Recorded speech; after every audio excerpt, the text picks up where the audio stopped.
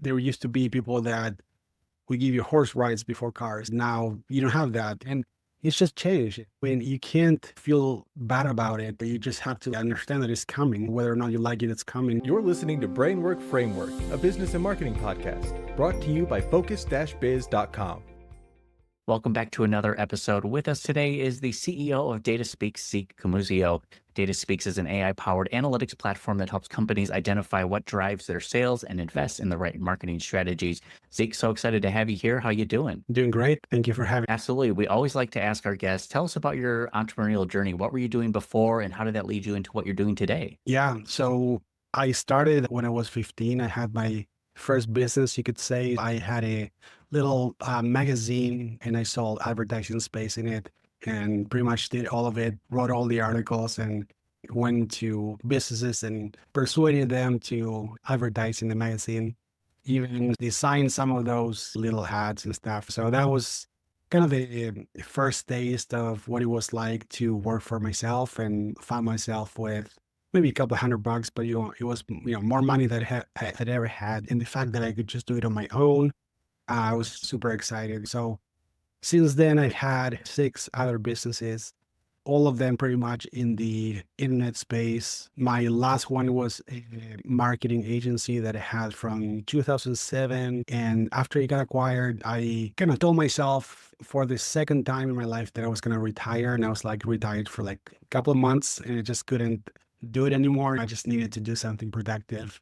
So I was doing consulting for a few of my clients, and I had this kind of plan to not work too much. I was only working a couple of hours and I was happy with that, and set my hourly rate pretty high because I didn't want to have too many clients.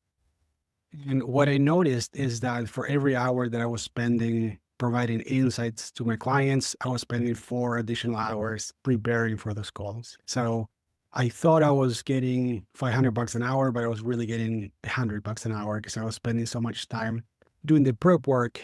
So I sat down with a piece of paper and I was like, what would it look like if I could do this preparation in only 10 minutes? And that was the inception of my current company, DataSpeaks. So I built it for myself. It's an all-in-one analytics platform that connects to over 250 different data sources and uses AI to scan millions of data points daily to figure out what works, what doesn't work, why, what to do about it. So that allowed me to kind of check in right before my calls, just see the alerts and sound like I spent hours preparing. And then I realized there's other people that need this. So I started opening it up to other companies and agencies. And that was about 4 years ago. So that's what brought me here. That is very exciting and quite the journey. I love that you started selling advertising space in magazines, but once you get that taste of entrepreneurship, it's really hard to go back. And even after building and scaling multiple businesses and semi-retiring and coming out of retirement, I think you realize that your mind, the way that you work, you just want to help people. You're good at it. And the problem that you ended up solving was this huge issue that you had for yourself, the 4 hours of prep work for a 1 hour meeting definitely takes down that hourly rate pretty quickly. But to develop this software and a system that puts that all together, it's helping solve a lot of problems for other consultants, coaches, and agencies as well. So with everything that you're working with now, you've helped with both e-commerce brands, B2B brands, coaches, consultants. How does the system work as far as the analytics? Because that sounds so cool to take these data sources and kind of give you this overview of what we're looking for. How does this all work? Yeah. So our technology is focused on an aspect of marketing called attribution. And attribution essentially is, how do you know what caused your leads or your revenue, right? So a very common scenario is you're advertising on LinkedIn, Google, Facebook, a number of different channels. You send emails, you have referrals, you have affiliates, you have influencers. And then at the end of the month, you have 100 leads, 100 million in revenue. Doesn't matter. There's an outcome. And how do you figure out how you reach that outcome with the input signals that you, and why is that important? What are you going to be investing in? Maybe one of the things that you do has a negative return on investment, so you're losing money. Another thing is 10x ROI. right? So unless you have a way to aggregate all this data and figure out how much of your revenue or how many of your leads were contributed to by each marketing activity, then it's impossible to decide what to invest more resources in. So that's the key problem we solve, and we got really good at it.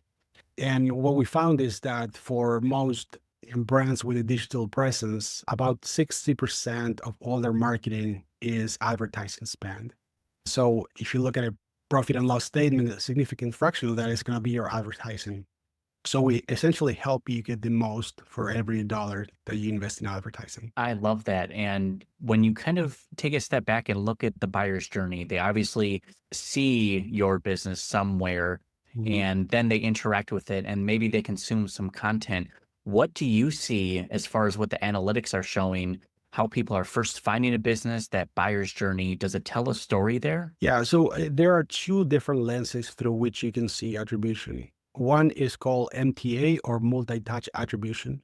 And that's the way most people do it and the way that it's been traditionally done. So let's say that you find a company on TikTok and then you just go to their website, sign up for their emails, get an email, get excited about something, but you don't buy it, come back on a different device a week later and just search for the company, just go to their site and buy it. What's going to happen is you can have Google take 100% of the credit for that sale. You're going to have your email software take 100% of the credit. You're going to have TikTok take 100% of the credit. So when you add it up, it would seem like you have three sales, but you only got one. So with multi-touch attribution, the way it usually works is you could say it's last touch. So the last one gets 100% of the credit, which doesn't make sense because that wouldn't happen if you hadn't had the prior two touch points. Or you could say the first one, but also arbitrary, right? Same if you said like it's going to be linear, we're going to divide it 33% to each. Why? How do you know that each one had the same amount of impact? So that was the problem that I found a few years ago. And what more than a problem to me, it was an opportunity. Like the way it was done wasn't right. And I was also seeing the writing on the wall that users demanded more privacy. So there were ad blockers were being increasingly more popular. And then we have iOS 14, 15, 16, that every time there's more and more user data that is being blocked. So the way we used to do it as marketers was to put a pixel or a tracking code on every website and hope that that would work. And that started working worse and worse. So what's the alternative to MTA or multi-touch attribution?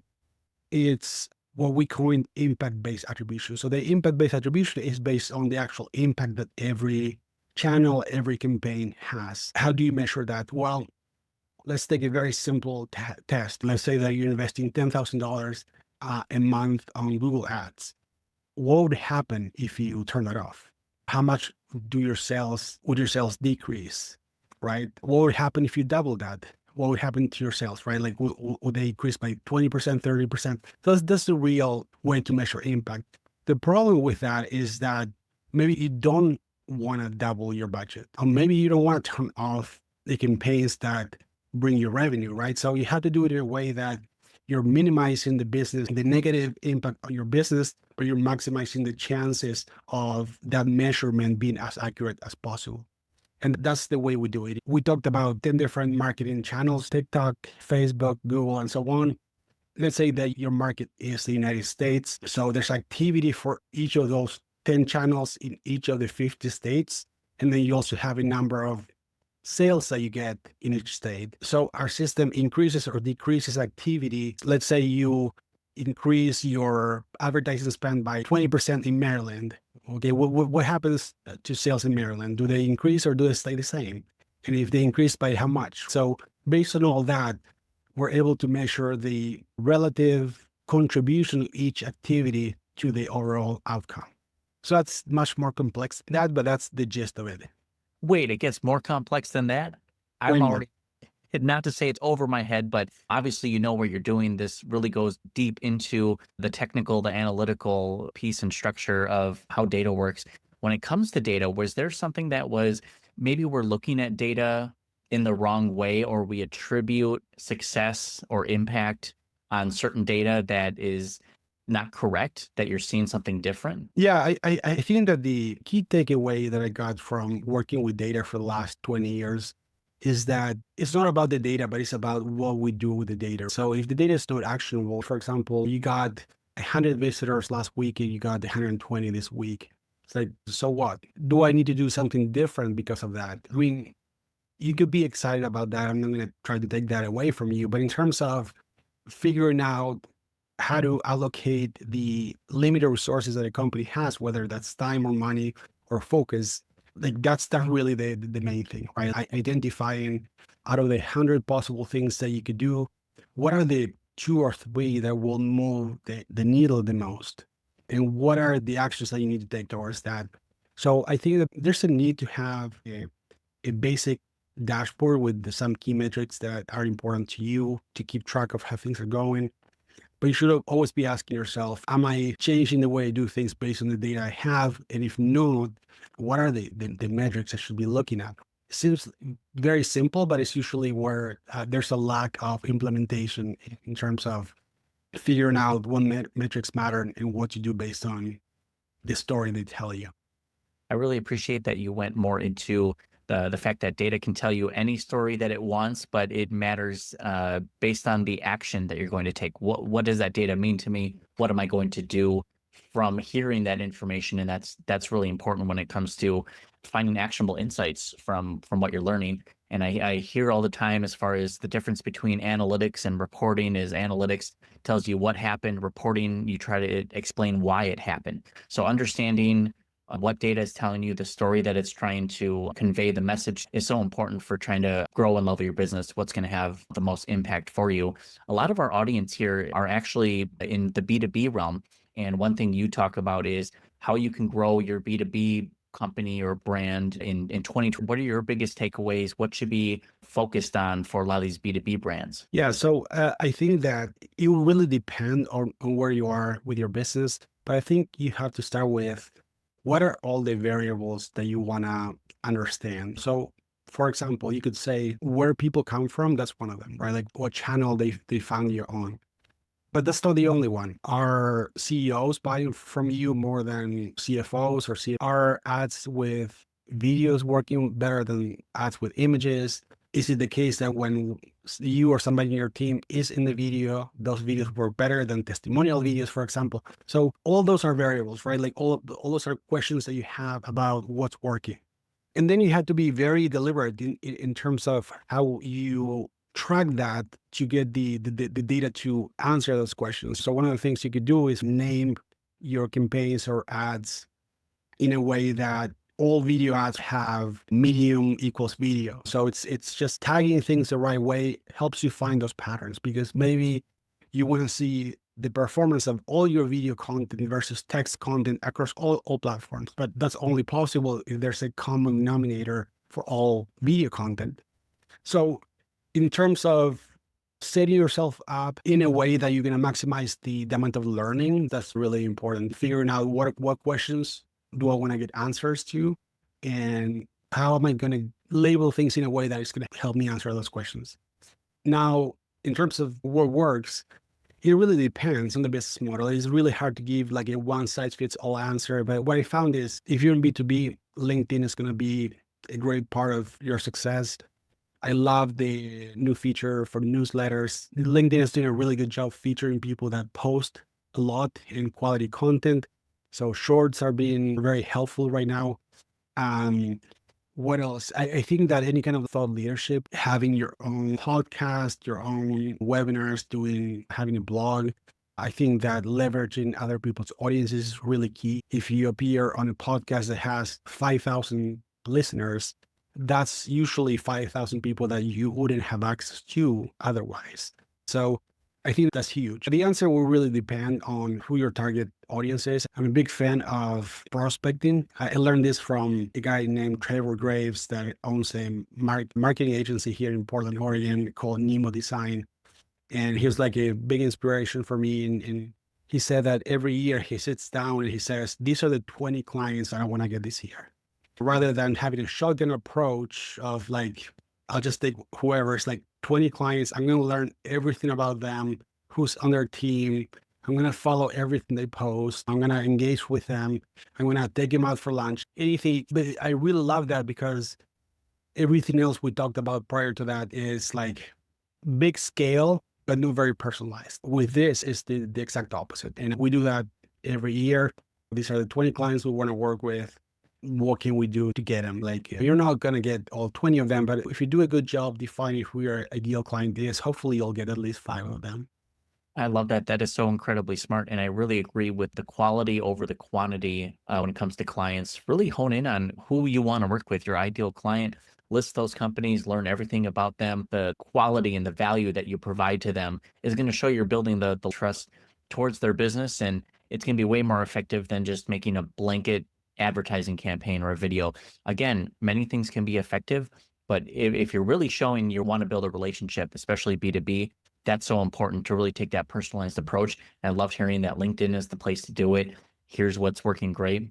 I appreciate all that feedback. Yeah, I think the other thing is one of my favorite quotes is strategy is not what we do, it's what we don't do. And I think it's Peter Drucker. And I think every entrepreneur is guilty of this. I've heard it called the shiny light syndrome, where it's like intuitively, it kind of makes sense, right? Like if you do more things, you'll get more clients. But what we fail to realize is the opportunity cost of, if I'm going to do 10 things, I'm not going to do them as well as if I were to do 2. So I am much better off by identifying which 2 are going to provide the lion's share of the impact and how to kill it at those 2 and really do it better than anybody else. And it's really hard to do. And even for me, this is my 7th business. I struggle saying no to things because it's like, hey, it's another client. Why not? Let's do it. You have to be merciless with that kind of stuff. You have to say no to a lot of things that drain your time, your resources, and hyper focus. So I've been aware of this for many years and I'm working on it. So easier said than done. It's always a part of the journey. We're always learning things, trying to improve, do better. It's only human nature to kind of lean towards back what we're more comfortable in, the natural state of things. But overall, with everything you've learned in business the past 20 years, what is something that you would tell your younger self if you could go back in time? I don't think about that very often. That's a really good question because I'm always thinking about the next challenge and I don't go back. I think that for me, I used to have so much anxiety over when you work for an established company, you get a job and they tell you do this and then this and then this, kind of just follow directions, right? When you have your own business, nobody has done it exactly as you've done it before. And there's no one size fits all formula, even though there's so many experts are out there that if you have this smoothie in the morning and wake up at 3:45, then that's what it takes. Obviously, who knows, first of all, even if they were successful or not. And even if they were, nobody guarantees that if you just do exactly what they did, things are going to turn out exactly the same for you. So you really have to develop this internal compass. And there's this a concept in economics, which is the expected value. So you don't know before doing A, B, or C, which one will provide the highest value, but you can try to like estimate the expected value of each. And you have to be comfortable with the fact that you really don't know before you do it, which is the best use of your time. So I had a lot of anxiety over that because it's like, it generates a lot of self-doubt. And I would spend so much time trying to like make the right decisions every time. And there were a lot of failure. And I think that just getting comfortable with just taking everything as an experiment is, if I could go back in time, that's what I would tell my younger self, that there's no direct path from A to B. You just have to figure it out, do things. Some are not going to work, no sweat, just do the best calculation you have in terms of how things are going to turn out. And if that's incorrect, then course correct and keep going. That is some really great advice because I think we do beat ourselves up a little bit and have this fear and anxiety of the unknown. We're trying something new. We're all takers. We're trying to take calculated risks to make short-term sacrifice for longer-term gains. I think that's what business is about, to take that fear factor. We learn a lot by messing up our mistakes and actually having hands-on practice. So I think that's so important to kind of take that fear element out of it so you can focus on trying, testing, make everything seem like an experiment. I think that's so important. With the AI that's built into your system here, what in a general sense with AI have you seen the changes in the last 3 years, and where do you see it going past 2025 here in relation to your product and service? Yeah, so that those are like two questions. I'll answer the first one in terms of like how we're using AI. Think about it as what AI does really well is translating English to code, and the code can do whatever it needs to do, and then it can answer back in English. So I think that's in the same way that you can train an employee and say, Google Ads expert, I want you to look at these 20 things. What keywords have shown worse performance in the last month? What campaigns are outperforming other campaigns? So you can create a list of things, right? And then do it in a way that sequentially you look at a lot of things. So I can ask those questions from the data, get the answers back, and then maybe you have 20 pages and then summarize that and filter out all the noise. So not everything in that report is going to be important. So out of all that, a human can have the ability to scan all that and say, well, what I'm seeing with the business is this and this. So that's what we're doing at Data Speaks. It's called Data Speaks because you're able to, like, your data has something to say, but you have that interface to have that conversation.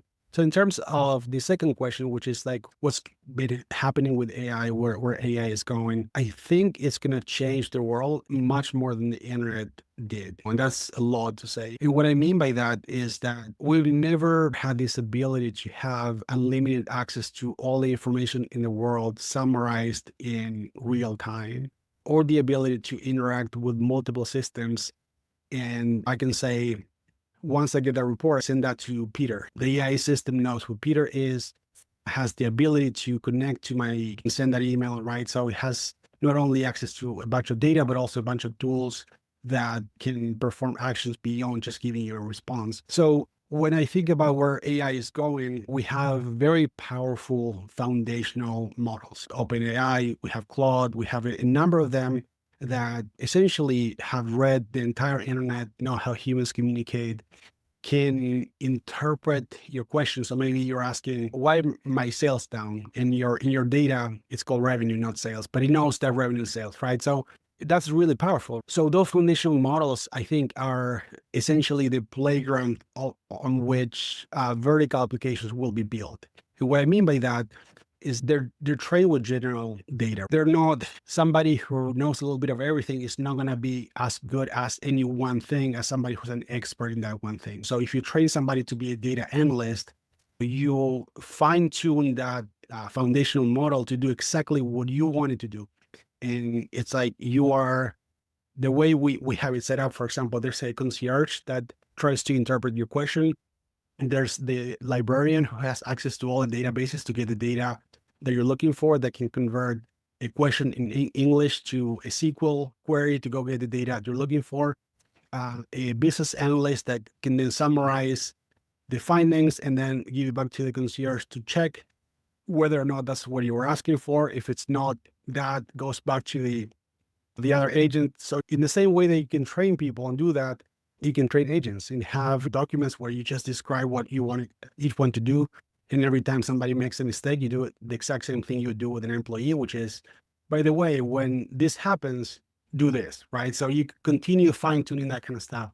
So where I see the opportunity in AI is in picking one specific problem and training an agent that already understands English. You don't have to train for that because there's already those foundational models. But if you train that agent to be able to do something that a human can do much better and faster, I think that's where the opportunity is.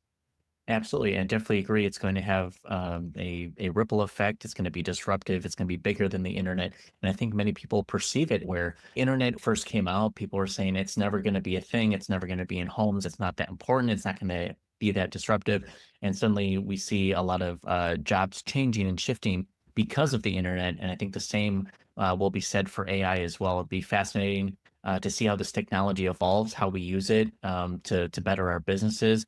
There's a big benefit to having technology and software that can do things that have never done before. It's pretty incredible.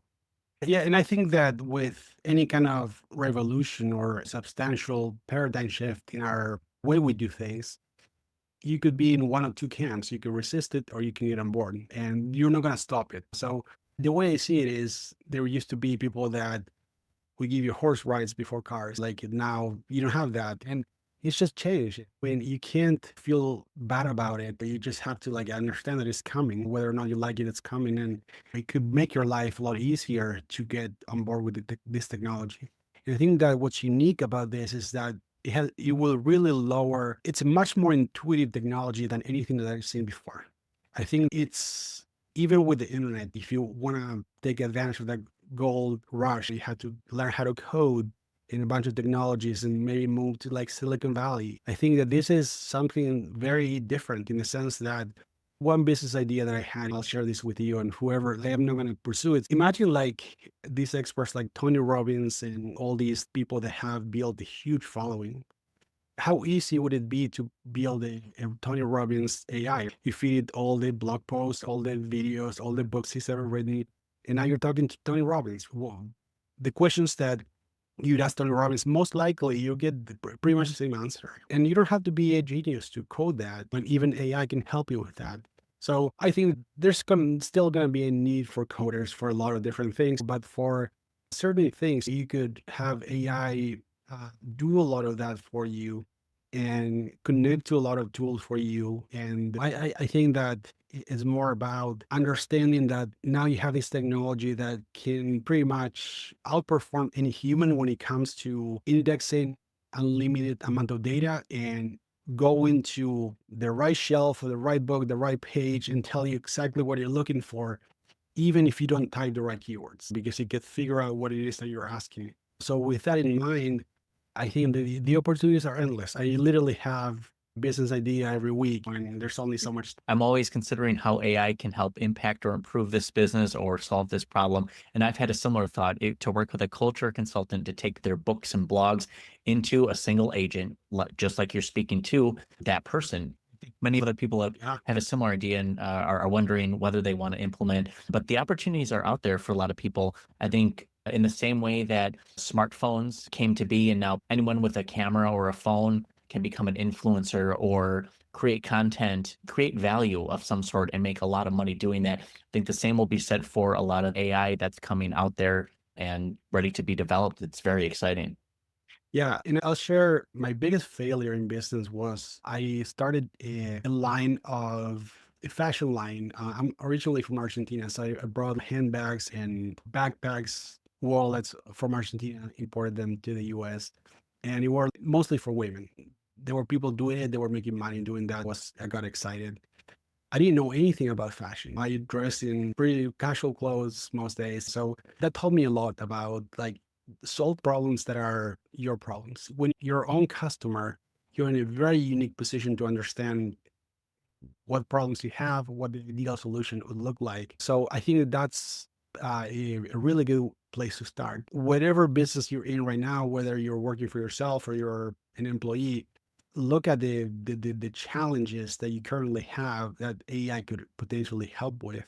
And that's probably a very good way to get started. I love that. For everyone looking forward to getting connected with Zeke here, you can go to his website, dataspeaks.ai, his LinkedIn, and his X profile will be made available down in the show notes and the description. Zeke, we only have a few more minutes. Just wanted to ask, what are you most excited for 2025? Or this is just an open format floor for you to mention anything that we haven't discussed already. Sure. So I feel very good about 2025. I can't put my finger on it. I just know that there are good things coming.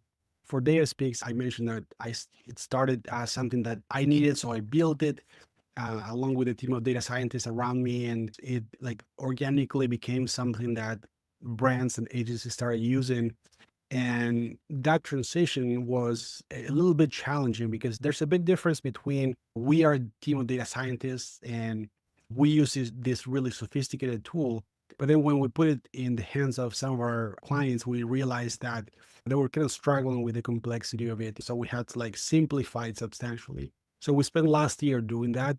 And we've been getting really good feedback that it's so much easier. That's what I'm excited about, making it more widely available, growing this year. There's a lot of something that was already really powerful, but you have trained yourself a lot in terms of how to use it properly.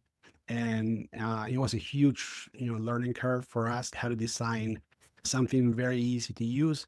So that's what I'm personally excited about. But I think that in terms of anybody who might be listening to this and parting thoughts, I think that everybody is struggling in a way. That people that are really successful are on the same boat. That every idea started with the first sale. So even if you have 10 sales or one sale, everybody started like that. So you don't doubt yourself. Keep doing what you're doing. Keep learning, and just don't give up. I love it. That's some great advice. We appreciate you sharing all your tips, tricks, and your wisdom here, Zeke. Thank you so much for being an incredible guest. Congratulations on all your past success and looking forward to what the future holds for you. Thank you.